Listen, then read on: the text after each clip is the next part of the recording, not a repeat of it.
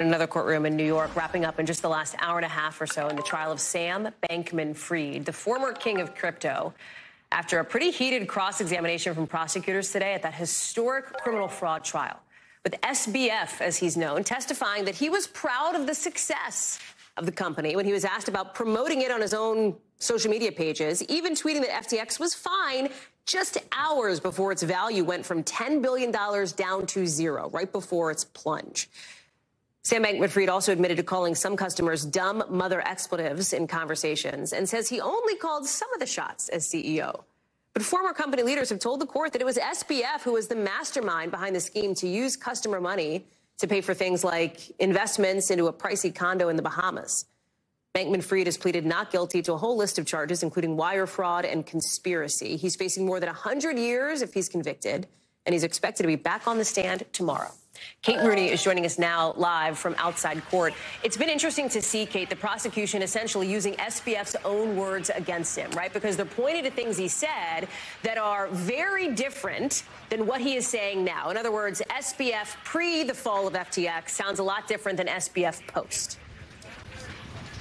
Definitely two stories there, Hallie. And this is such a unique case because in the past year, since this company went bankrupt, so much ink has spilled about this, and he has given so many interviews, and that's what the prosecution used today. They went back to print interviews that he did. They referenced a CNBC interview that he did before the bankruptcy, where he said that there were no conflicts of interest. I spoke to him at the time, and he said these two companies that he ran, that there's no overlap, no conflicts of interest. That flies in the face of what we have heard in the past 4 or 5 weeks or so with this trial. And there's a lot of other journalists who spoke to him. There's been multiple books written, but at one point the prosecution handed him a copy of a book in which he's quoted. There are direct interviews with him and asked him to flip to certain pages to point out things that he said. And he, instead of just saying, oh, well, yes, of course I gave that interview, he would say things like, I don't remember saying that.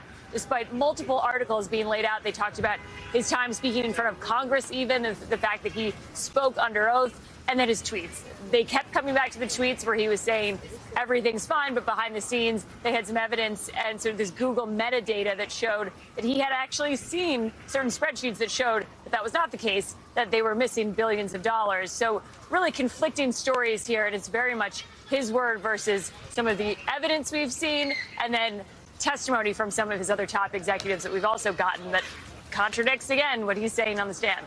And I know, Kate, that we're not going to know the answer to this, as you have watched like every minute of this thing unfold. We're not going to know the answer to this until after the verdict comes down. But it is just extraordinary to see Sam Bankman-Fried take the stand at all, right? Because there was a time in a day when it was considered uber risky to have a defendant take the stand like this because of what we're seeing now, right? Because of the ability for prosecutors to come in and ask questions that could be pointed and uncomfortable and potentially damaging. And this is the downside that people have been talking about, this gamble that he was taking by testifying in the first place. This is the moment, and these are the moments where he's got to face the prosecution. Danny Savala's made a great point that you see these white-collar criminals often will take the stand because they are so used to charming investors, charming the media, and think that they can sort of explain their way out of it. They can talk themselves out of it. They think, if I just get up there and tell the jury, they'll get it, they'll get it. And they're used to being able to convince people of their side of the story. That is a very different scenario when you're up on the stand and you're under oath. And so he was saying, I've got to give credit to Danny there because he was laid that out so well. That is some of the psychology behind why they testify.